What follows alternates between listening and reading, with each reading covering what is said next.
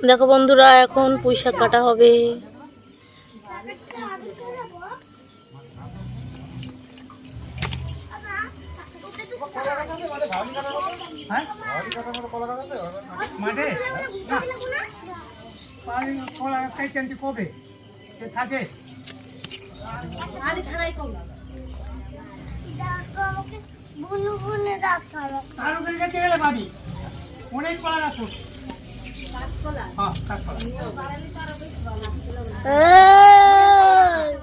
ভালো করে হচ্ছে তো? উঁচু কর, উঁচু কর, ঠান্ডা করে।